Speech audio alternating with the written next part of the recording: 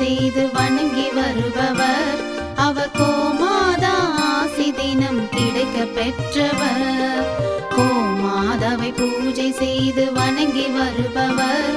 அவர் கோமாதா ஆசி தினம் கிடைக்க பெற்றவர். கோமாதா ஆசி பெற்று வாழ்ந்து வருபவர். கோமாதா ஆசி பெற்று வாழ்ந்து வருபவர். என்றும் கோமாதா துணை நின்று நன்மை செய்திடும்.